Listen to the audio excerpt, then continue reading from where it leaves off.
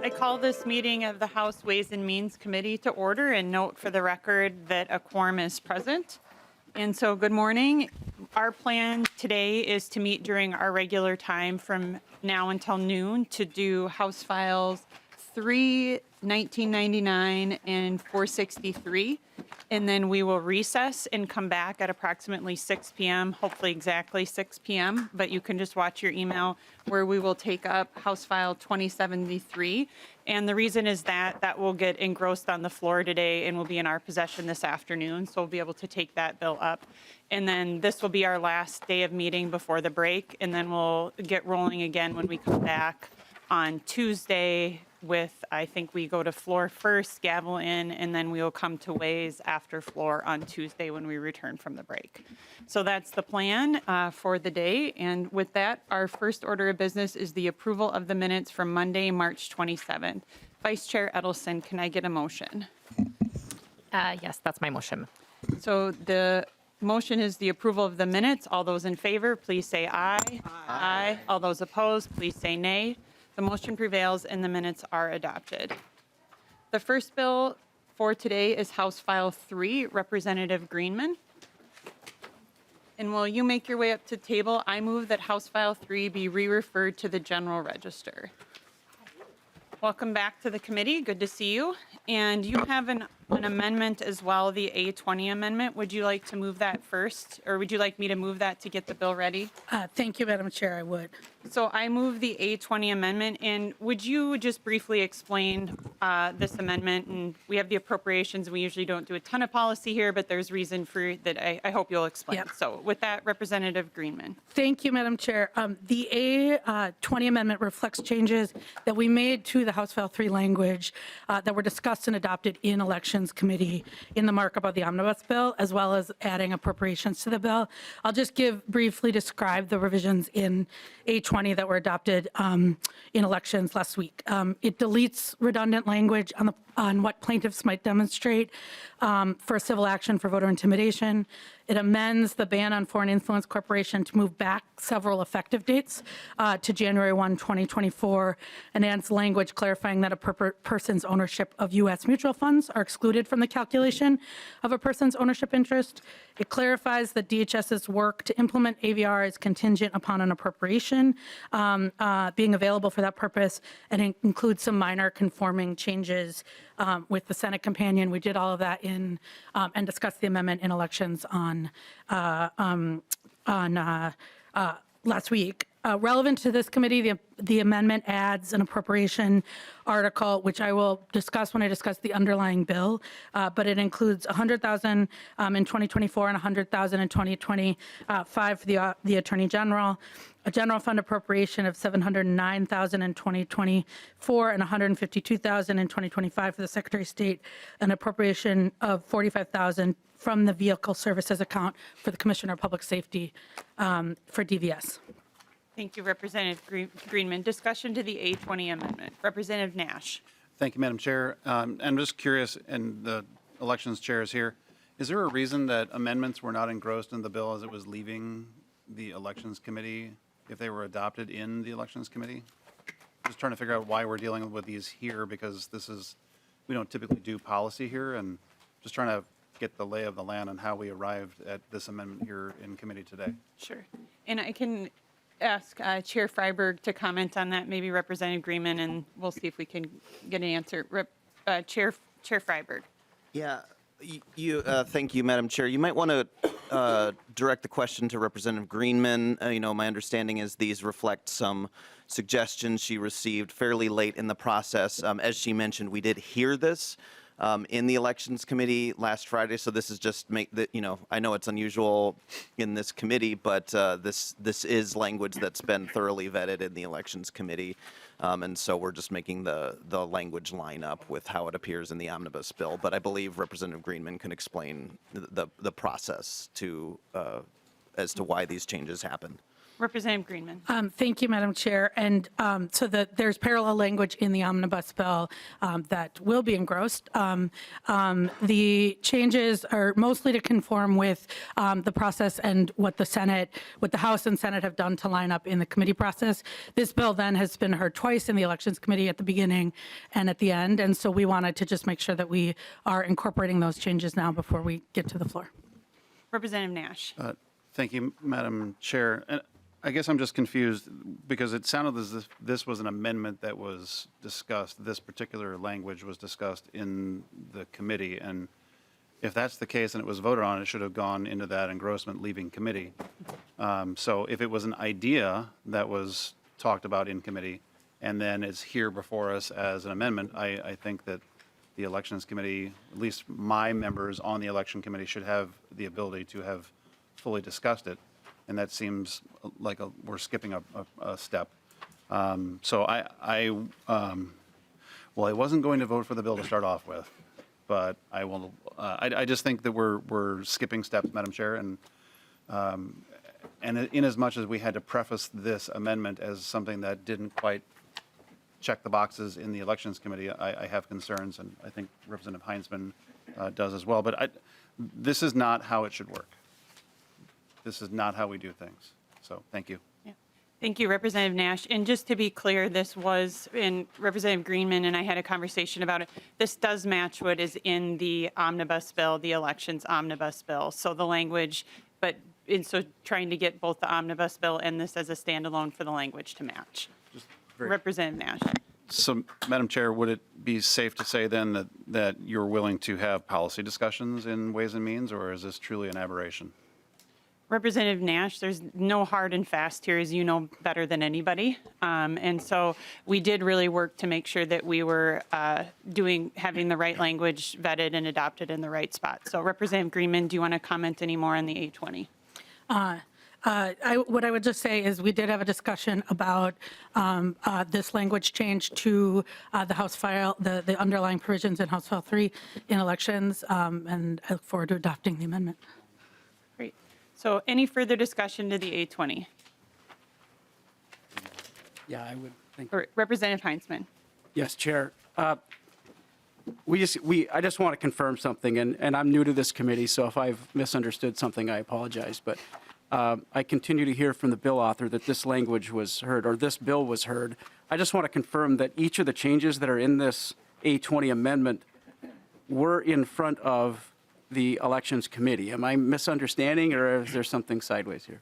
Representative Greenman. Thank you, Madam Chair. The one thing that looks different is this first provision, which was, and I can have staff talk about it. It actually doesn't, it adds language that the underlying statute was revised this year. And so maybe I will have Matt Gearing describe why this was added on the advice of staff. And it has to do with the underlying amendment, or the underlying language that this bill doesn't amend. Mr. Gearing, would you?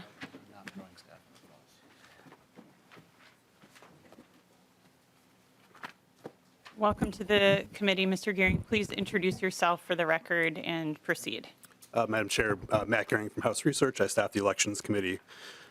So the section 2 that you see on page 1 of the 820 amendment is not actually new policy language for the bill. So what you're seeing here is actually an update of the underlying section of statute, because it has previously been amended this session. So as a sort of administrative process, we need to update the head note for that section of statute, as you see on lines 1.3 and 1.4, to reflect the fact that section 171.06 sub 3 has been amended by laws 2023 chapter 13 this session.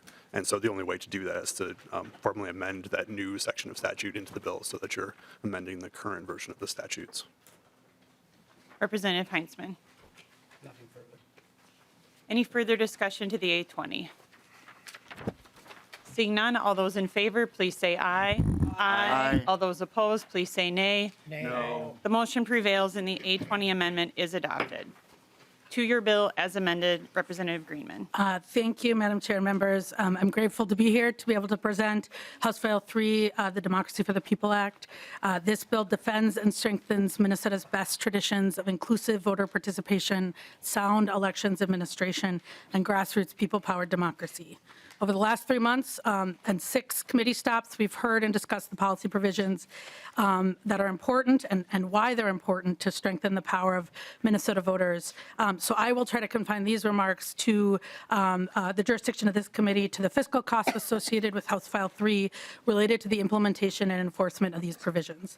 By way of background, the implementation and enforcement relates to the 3 articles. One includes policy to strengthen the freedom to vote, including allowing 16 and 17-year-olds to pre-register to vote, providing automatic voter registration through DVS, and future expansion to the agencies that collect the necessary information, and providing permanent absentee voter list that voters can opt in to get a ballot in the mail. Article 2 includes policy to protect voters, including provisions protecting voters from intimidation, harassment, and deceptive practices, and providing language access at the polls. Article 3 includes 2 campaign finance provisions, including increasing transparency by adopting the federal functional equivalent standard of express advocacy. So when outside election spending happens, it has to be reported as an independent expenditure, and prohibiting foreign influence corporations from making expenditures and contributions. As I described in the amendment, Article 4 adds the appropriations necessary to implement House File 3, making appropriations to the Secretary of State, the Attorney General, and to DPS. The largest appropriation in the bill is to the Secretary of State for their obligations related to Articles 1 and 2, part of 2, which is $709,000 in 2024 and $152,000 in 2025, with tails of $486,000 in 2026 and $152,000 in 2027. This includes, and the largest part is a one-time expense related to programming costs for implementing automatic voter registration and updating online tools. It also includes implementing pre-registration of 16 and 17-year-olds, the permanent MC ballot voting list, and multi-language voting instructions. The AG has an appropriation of $100,000 in 2024 and $100,000 in 2025, related to Article 2 provision prohibiting voter intimidation, harassment, and deceptive practices. It reflects 0.25 of a cost of a lawyer and paralegal to respond to complaints and, when necessary, investigate and enforce provisions. And then DPS has a one-time appropriation of $45,000 from the driver services operating account related to the DVS costs of updating formats and language of their paper application forms and online pre-applications as a result of automatic voter provisions. I'll just note that the Campaign Finance Board, which is the regulatory entity charged with enforcing Provision 3, absorbs all its costs. So Article 3 is not reflected in the appropriation because the Campaign Finance Board has said that they can absorb the costs related to Article 3. And with that, Madam Chair, I will turn it back over to you. Thank you. Discussion to the bill. Representative Hornstein. Oh. No? No? Oh. Representative Petersburg. Thank you, Madam Chair. And I'm going to just key in kind of on the automatic registration for driver's license and IDs and so forth. Is it my understanding, it is my understanding, let me know if it's as correct, that the reason for that is make it easier for people to get registered to vote and have increased participation. Is that correct? Yes, and the appropriation that is related to that is it will allow people when they go or a identification card, if they show all the information they need to show that they're eligible, their name, their address, their age, and documentation that they're a citizen, then that is sent to the Secretary of State's office for registration. Representative Petersburg. Thank you, Madam Chair. Am I also correct that currently today they can already do that? Representative Greenman. Thank you, Madam Chair. Currently, there is a checkbox that allows you to opt in, if that's what you're referring to. And what this does is take that out of the sort of frantic process of, I don't know, the last time you were at the DVS, and allows, if you're providing all the information you need to be registered, that information is sent to the Secretary of State. Representative Petersburg. Thank you, and that is exactly my point. So what we're hearing is that since you have to provide all that information in order to qualify for automatic registration anyway, now during that hecticness, checking a box becomes too difficult. And I want to share with you some concerns that I have in relation to past practice happened in the 60s and 70s, in which unscrupulous companies chose to enroll people in, I think it was a book club or music club, with the option of opting out, in which they said, hey, you're getting this free book and you'll be charged $9.95 or whatever it was per month. But if you want to opt out, you can check this box and opt out. That was proven not only unconstitutional, but it was bad practice. And here we're doing the same thing with the registration to vote, in which people can already do that by checking a box that apparently is too difficult for people to do during that hectic time. And now we are forcing that, and then you can opt out if you want to later, and requiring all the additional appropriations and funding in order to be able to accomplish that. I'm not saying we shouldn't have people have the ease of getting registered to vote. It seems to me we already have that in the opt-in box. And so I would highly recommend no, just for that reason alone, because I think that portion of it is unconstitutional and it is overwhelming and it costs way too much money. Thank you. Representative Heinzman. Thank you, Chair. Representative Greenman, I'm not on the committee that earlier had an opportunity to go over this bill, so if I ask you questions that you've already answered in previous committees, I apologize. But Representative Greenman, I'm kind of wondering if you could expound a little better, help me understand what this sort of express advocacy portion of the bill is. And I've done a little bit of work in the campaign world, and I'm wondering if we're giving the Campaign Finance Board the power to subjectively determine what is election material. And if that's the case, maybe you could help me understand why we're doing that in this bill. Representative Greenman. Thank you, Madam Chair, and thank you, Representative Heinzman. What we're doing here is adopting the federal language that's been on the books for a while, and it actually helps the Campaign Finance Board clarify. What we're doing is saying this is the definition of if you are doing express advocacy, you have to file and report as an independent expenditure. And what we saw in committee, I think more than one committee, was ads that by just leaving off the vote for, vote against, but look, and if for anybody it's hard to tell the difference, are the functional equivalent of express advocacy.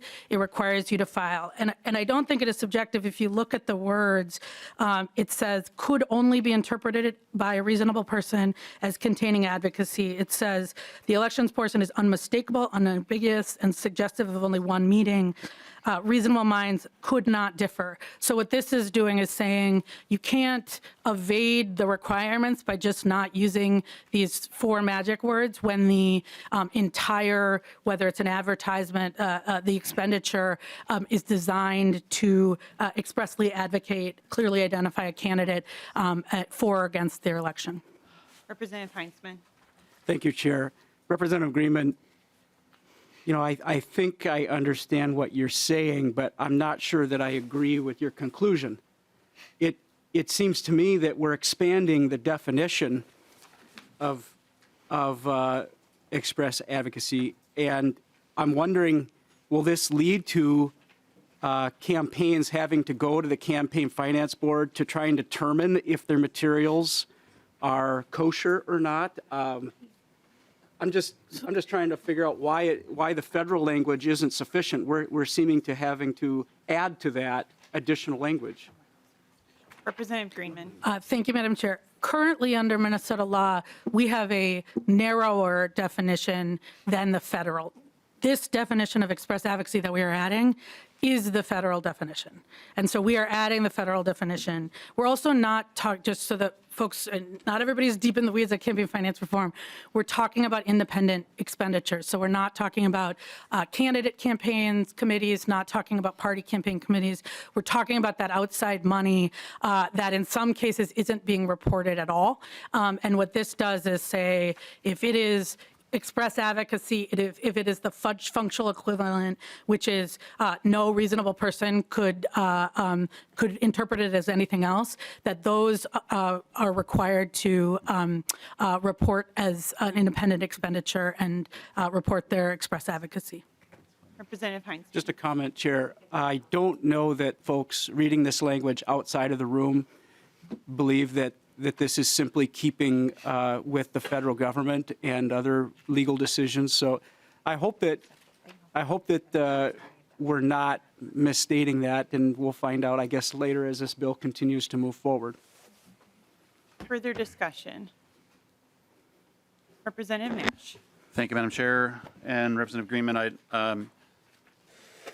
don't think we've ever agreed on this bill, and we still remain friendly, and we'll still do so. But this is a widely expansive bill that I have heard in my times when elections was in state government finance. I think this broadens the definition of express advocacy that Citizens United does not contain. I feel like this is going to be challenged in court within like 12 seconds of it getting signed into law, and I think that may be part of the underlying intent. But I would encourage members to vote no here in committee and push your no button on the floor as many times as you possibly can. Thank you, Madam Chair. Seeing no further discussion, I'll go to Representative Greenman to final word on your bill. Well, thank you, Madam Chair. And I certainly don't think my intent is to get sued. And I will say on the express advocacy provision, that is the federal standard, which has been through litigation. But I look forward to that conversation on the floor. Here's what I will say.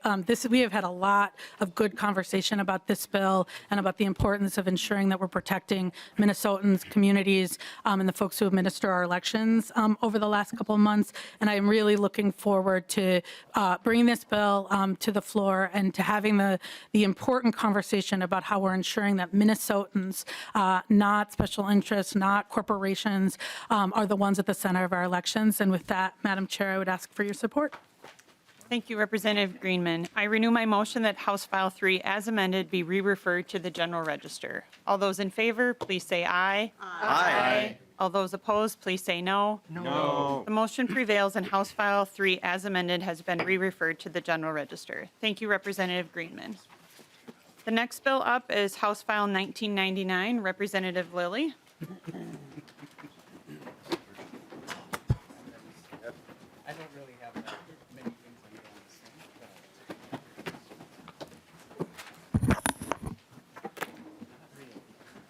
So Representative Lillie, being you're on the committee, I will have you make a motion that House File 1999 be re-referred to the General Register. And we have the bill in front of us. So you have a A5 amendment. Would you like to move that first? Or would you like to describe your bill? I defer to you on that. So that's the A5 with some of the appropriation changes. Madam Chair, I think I'd like to go through the bill and then just do the amendments, or if that's okay. That sounds great. All right. So proceed with describing your bill, Representative Lillie.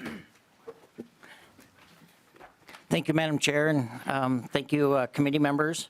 Good morning. House File 1919 is a legacy bill for this session, and our committee's been working on this quite diligently. Just so everyone knows, in 2008, the voters of Minnesota voted to amend the Constitution to add a sales tax of 3/8 of 1%. And essentially, that's these funds. This number has keeps growing. People like to buy things, especially after, I think, during COVID and after COVID, and where we capture some of the sales tax that's happened. And so now it's up to about $821 million. And this money goes towards our natural resources, parks and trails, and arts and cultural heritage projects all over the state. With no other state in the country having this type of dedicated fund, quite honestly, the legacy amendment makes Minnesota a very unique place and an envy of many other states in the country. Minnesota's forests and prairies and wetlands have received nearly, or will receive nearly $170 million to restore, enhance, and protect them in the future for future generations.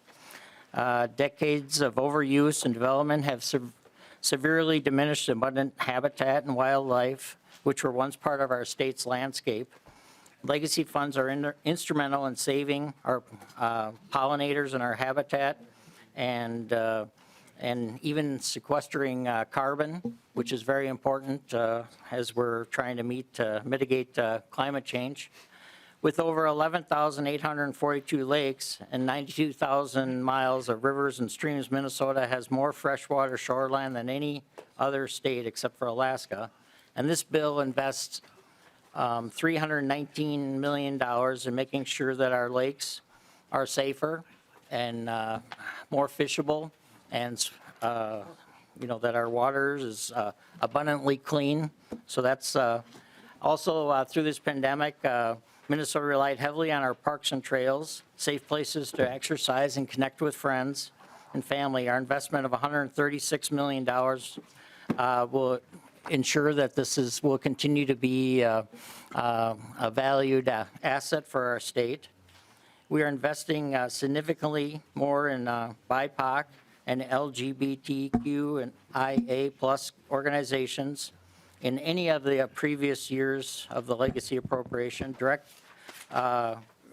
grants and programs for organizations have more than doubled, almost tripled in that area. And language included in the $195 million arts and cultural appropriation will benefit all of the community. So Article 1 essentially is the outdoor heritage part of the bill, and that's in the crowd here today. We have folks from the Outdoor Heritage Council, and they essentially put forward a proposal, and this bill reflects the proposal that came from their I think it was 48 projects, and they're able to preserve over 121,000 acres of wildlife habitat and 39 miles of shoreline with this bill. So it's really incredible, and I just want to publicly thank the Lessard Sams for their work that they do by meeting for all Minnesotans. They have tons of meetings all through the year, and I believe Representative Heitzman was on this committee at this time, and when this, I think it was a 12-0 vote to do these proposals. So this bill has that. Article 2 is the Clean Water Fund, about $318 million. And there's also a Clean Water Council. And again, I want to thank them for working on this project. They've listened to the legislature. We've had some suggestions and concerns, and they've included some great projects. I'm looking at Forever Green, for example, has a bold position in this bill, and other projects. And it's and so this bill reflects the governor's and the Clean Water Council's recommendations fully. We've added a goal, so we'll see how this goes. But I think it's important to have goals in our world, and we set a goal for the legislature or for the waters of Minnesota to be clean and fishable and drinkable by 2040. So our goal is to make the water protected into the future, and so that's what we're doing there. Article 3 is the Parks and Trails Fund, and there's currently 3 groups. 40% goes to the DNR, and 40% goes to the Metro, and 20% goes to the Greater Minnesota. And I really want to say thank you to the groups that have worked on that, and they're really trying to lean into and be thoughtful about what projects they're doing. We've also incorporated some language to work with people with disabilities in this area to make sure that because for our parks and trails, we're doing a better job. We're trying to add some additional programs in the ICANN program. The ICANN program, if you're not familiar with it, is funded by legacy funds, and it's quite a very popular program, and we're trying to add some additional items to meet the kind of current interest of all Minnesotans. Article 4 is the arts part, and we have $195 million to celebrate our shared cultural history and arts. And we've increased the funding for the regional councils. Our thought is to try to have it expand down to some smaller grant recipients, as well as the bigger recipients. So we're working on that. We also increased education funding for the Arts Board, because I think our committee felt it was important to reach out to the youth of Minnesota to get them interested in the arts and in that activity. Historical Society has many of the projects that were kind of standalone, like we've sent them in through, because we had a lot of requests, so they're going through the Historical Society for grants. In this bill, there's funding for libraries, county fairs, public broadcasting, so NPR, public TV, and public radio, zoos around the state, including Chair's Duluth Zoo, an aquarium, Wilderness Inquiry, which is a great program for getting youth out and involved, Science Museum, and even many of you probably don't even know we have a state band, so we've added a little bit of money in for a state band, and I think we're the only state in the country to have a band. So we've nearly tripled money for the cultural identity and heritage program that we started a few years ago, and so we're trying to also build capacity. Last year there was 167 groups, or last biennium rather, there was 167 groups, and they were all able to get money. Then there was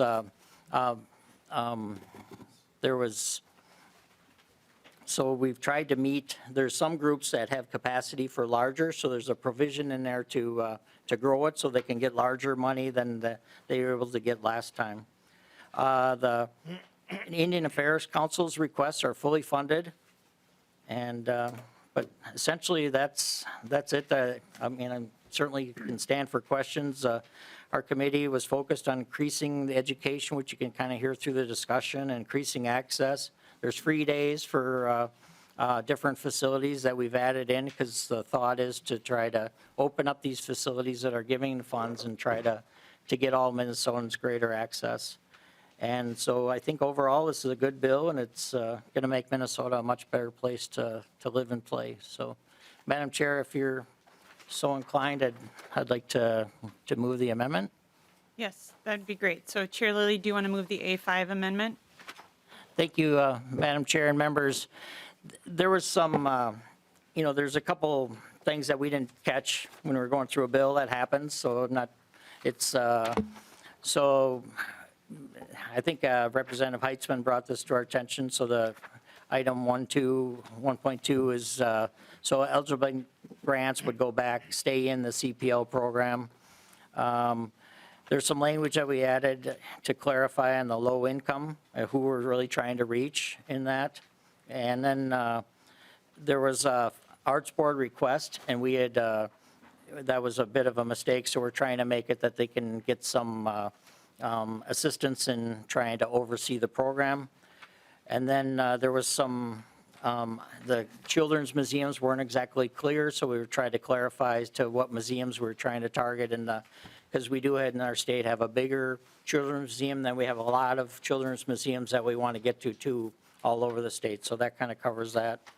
And then there was an article that was missed that we had included on cultural diversity, and we had it in all articles, but we didn't have it in the arts article. So that's the amendment, Madam Chair. Thank you, Representative Lillie. Discussion to the A5 amendment.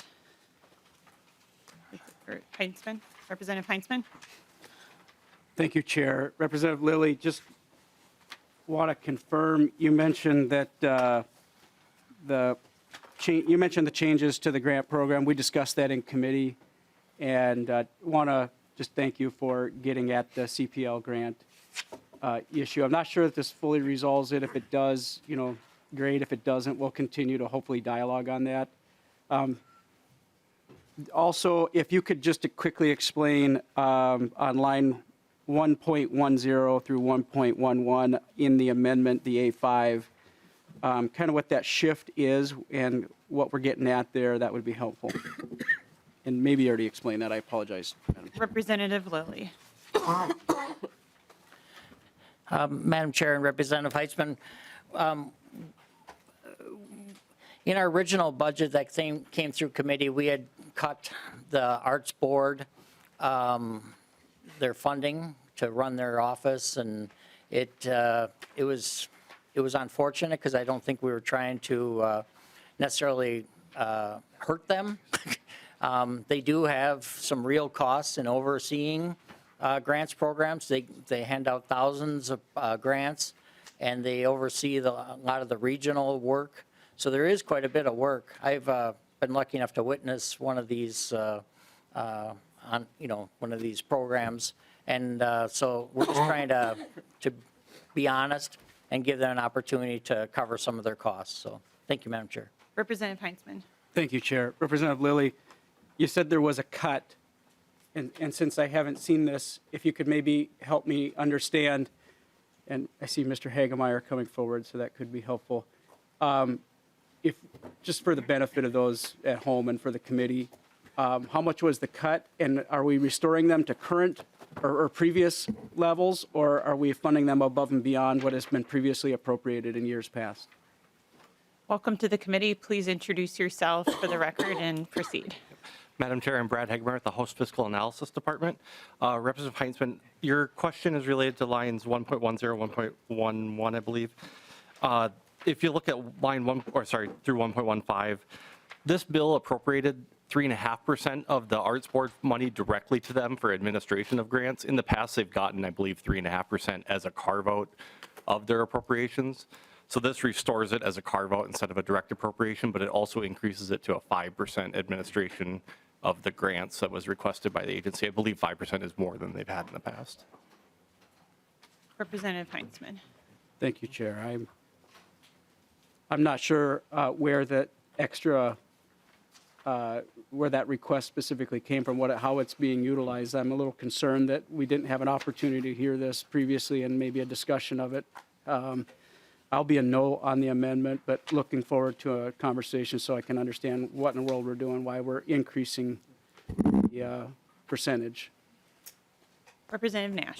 Thank you, Madam Chair. And to Chair Lillie, in your A5 amendment that we're looking at, you're increasing between lines 1.10 through 1.17. The increase in spend is $3,986,000. If you could maybe detail for us how you got there, since you're changing and replacing, and I'm not sure if that was heard in committee or not. Representative Lillie. Thank you, Madam Chair, and Representative Nash. I'm going to pass to our STAR staff, and if that's okay. Mr. Hagemeyer. Madam Chair, Representative Nash, as previously discussing, lines 1.10 through 1.15 are the change that Representative Heinzman was just asking about. That's the administration of grants. So the bill had $936,000 per year directly appropriated to the Arts Board. This puts that money into the rider that they get for grants, and then instead of that, on lines 1.14, they'll now have 5% of the grants total to use for administration of the grants. And then the second piece of the change that you're asking about is 1.16 through 1.17. That's basically a threshold within a rider of operating a budget for the different children's museums. If their budget is above that amount of money, then they qualify under a certain pot, and if it's below the $3 million, they qualify for a different pot of money for children's museums. Okay. Further discussion to the A5. Seeing no further discussion, all those in favor, please say aye. Aye. All those opposed, please say nay. No. The motion prevails and the A5 amendment is adopted. And we have one more amendment, author's amendment here, the A8. Representative Lillie will move the A8 amendment. Thank you, Madam Chair. That is my motion. Great. Would you like to describe it, or what would you prefer here, Representative Lillie? I'm happy to. I know that's, so it's my understanding that there's been discussion with leadership. I'm hearing about this, so that all bills that have budget or grants going through will have a process that there's some checks and balances. And so mine just happens to be the first. So we're going to see it on other bills as they come through. And then, but I think,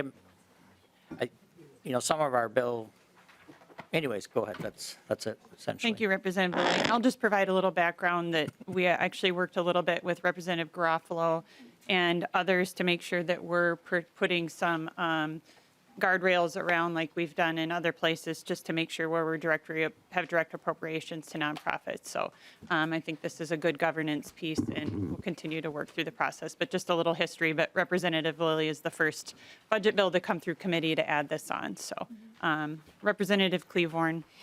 Thank you, Madam Chair, and to Representative Lillie, I appreciate your putting on this amendment.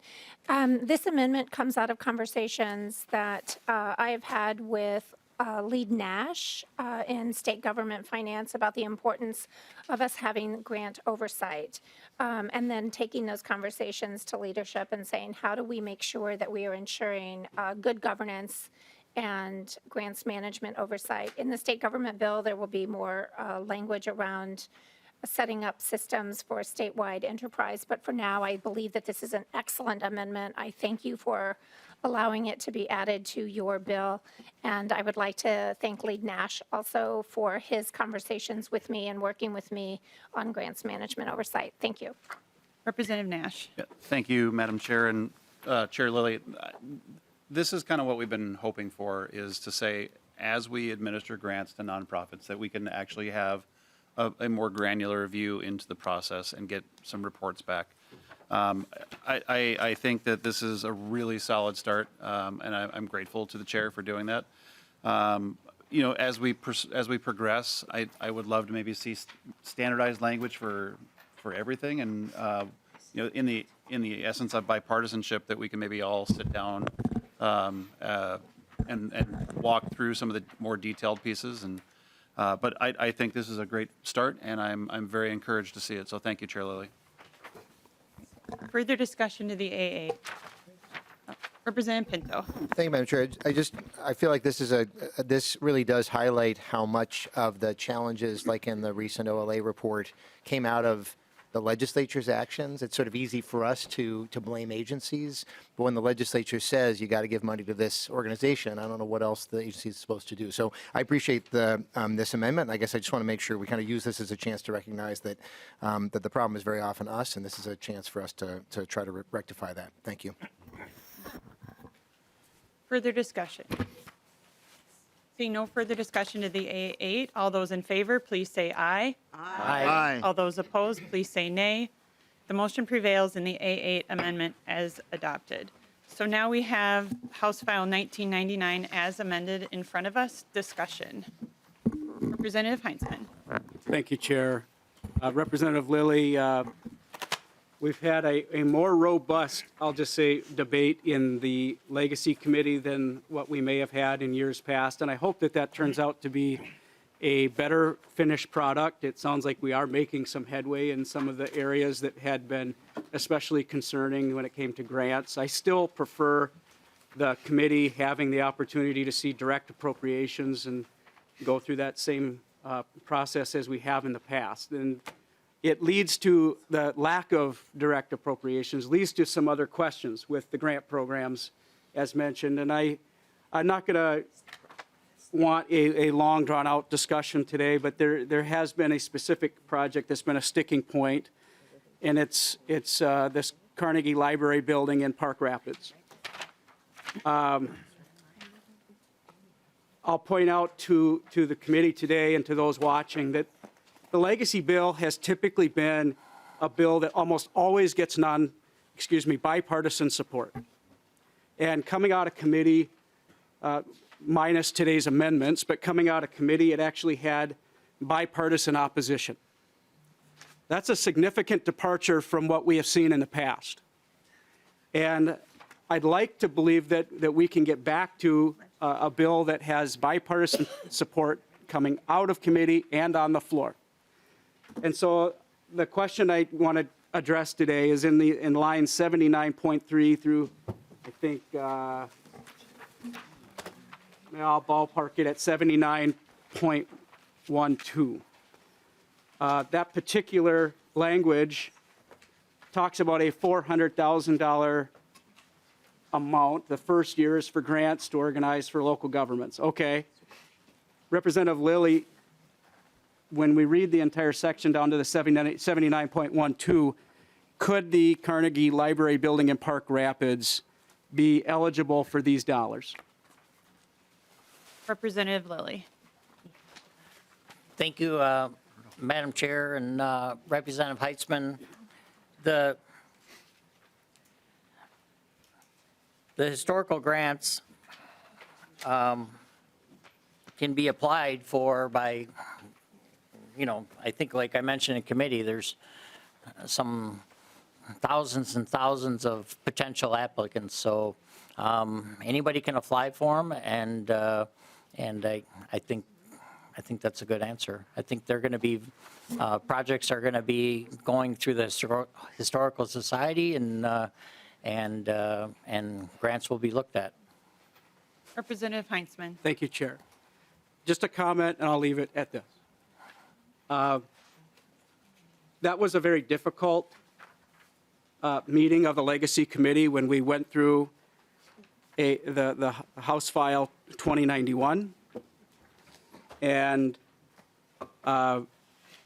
without having to go through that all over again, I would just suggest that there is concern on I think all sides that there are some things happening in this new bill, in this new language that we're just mentioning, in which Representative Lillie just confirmed. It sounds like that whole project could very easily be eligible for monies again. And what I'm hearing from the public and others is that when we have members suggesting that after a difficult conversation, we have to fund this project now, that I can't have the same full faith and confidence that I have in the past, that that isn't what's going on in line 79.3 through 79.12 in a grant program, as opposed to a direct appropriation. Those are my concerns, Chair. I appreciate the chance to mention them. Representative Novotny. Thank you, Chair. Representative Lillie, on your A5 amendment drew attention to the significant arts installation. I noticed that it's $5 million going to up to 3 grant organizations, and there's needs to be matching. They're pretty significant grants if we're just going to be splitting up the money between 3 organizations. Nothing's listed. Is there specific groups that are targeted for that? Representative Lillie. Madam Chair and Representative Novotny, that is a new effort that we're attempting. It's to create art of substance, if you will, to create like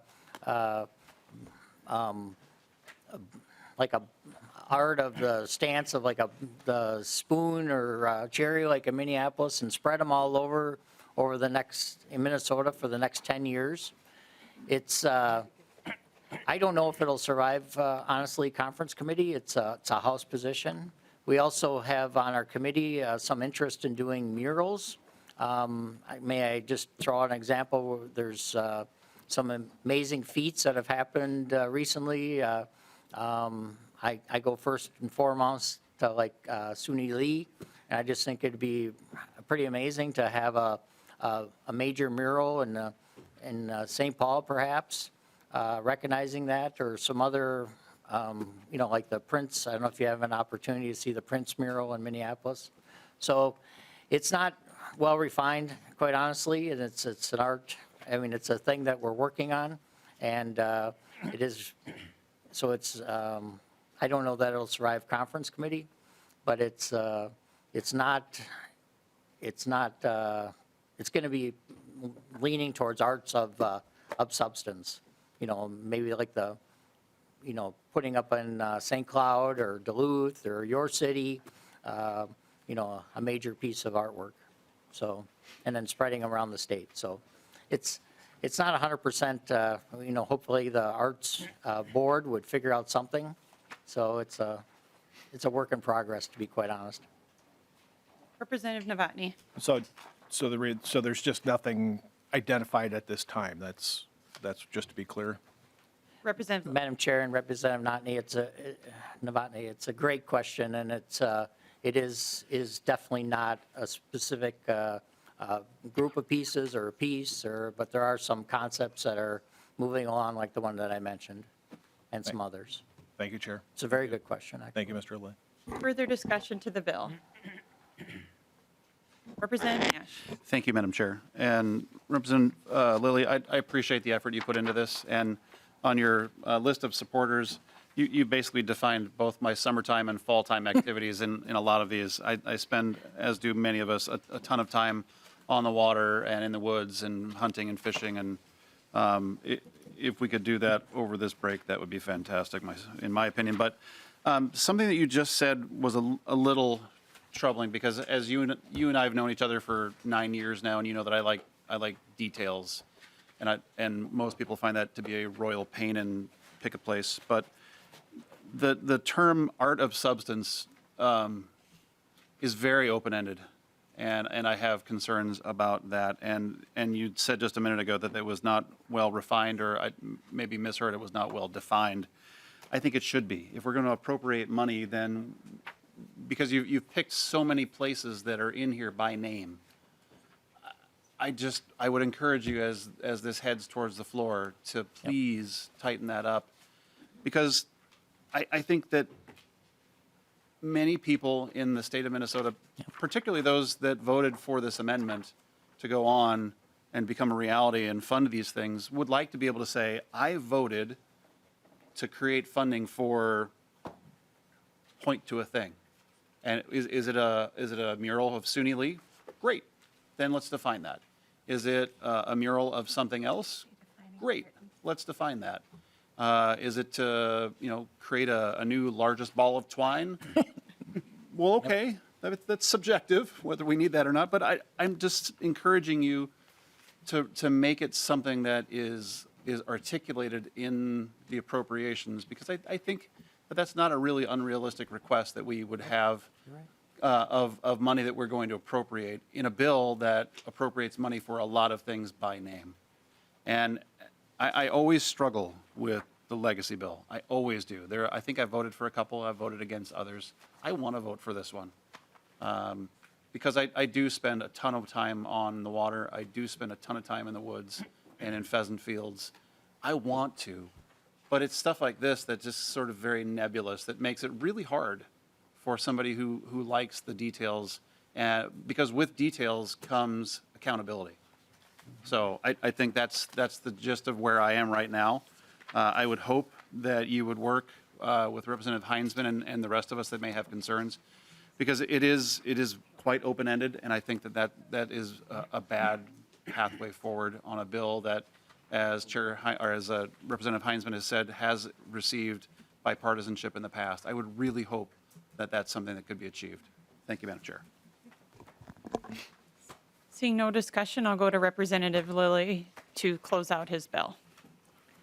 Thank you, Madam Chair, and thank you, members, for this discussion. I think there's so many amazing things in this bill, and I'm always surprised that people can vote against it. I mean, in every bill that we hear at the legislature, there's things to question, but overall, there's so many amazing things. I know there's libraries in every one of your districts. There's just on and on, outdoor projects from one end of Minnesota to the other. And the arts projects are, it's amazing what the regional arts boards do and the big organizations around Minnesota. And we're really leaning into meeting the new Minnesota. I think it's really a amazing bill. We're so lucky as a state to have these funds. And I really hope you can take time. Our staff threw together, for our DFL, went through the bill, and it's amazing what's in there. And I might even share it with the GOP because it's really amazing what's in this bill, all the different things helping everybody's different. Sorry, but I'd really like to thank our staff.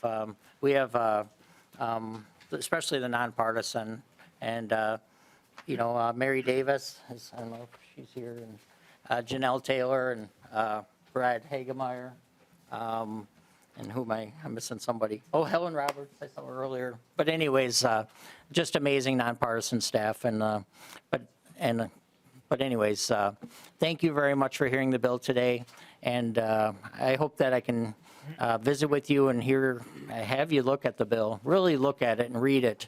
There is amazing things all over the state that's done by state agency and our partners, and we really are a blessed state to have these funds. So thank you for your time today. Thank you, Representative Lillie. And with that, Representative Lillie renews his motion that House File 1999 as amended be re-referred to the General Register. All those in favor, please say aye. Aye. All those opposed, please say no. No. The motion prevails and House File 1999 as amended has been re-referred to the General Register. Thank you, Representative Lillie. Thank you. And our last bill before we recess is House File 463. Representative Vang. There she is.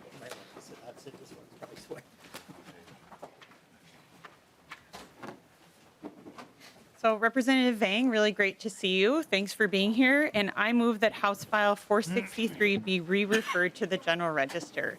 And with that, if you could describe your bill. Thank you, Madam Chair. Good morning, committee members. This bill will borrow $50 million from the bond market and appropriate the proceeds to the Rural Finance Authority, who is sustained Maine's agricultural lending arm, to purchase participating interest in loans issued by private lenders or to make direct loans to farmers under the RFA's Beginning Farmer, loan restructuring, seller-sponsored agriculture improvement, and livestock expansion loan programs. These bonds are user-financed and provide low-interest loans to farmers. It has a strong record of success and minimal default on loans. And with that, I'm happy to take any questions, Madam Chair. Discussion to House File 463. Seeing no further discussion, do you have anything more to add, Representative Vang? Thank you, Madam Chair. This is a good bill, and I appreciate the committee's support. So with that, I renew my motion that House File 463 be re-referred to the General Register. All those in favor, please say aye. Aye. All those opposed, please say no. The motion prevails and House File 463 has been re-referred to the General Register. And now we will go into recess till 6 p.m. We'll meet back here, and if anything changes, we will make sure to get an email notification out. So with that, we are in recess.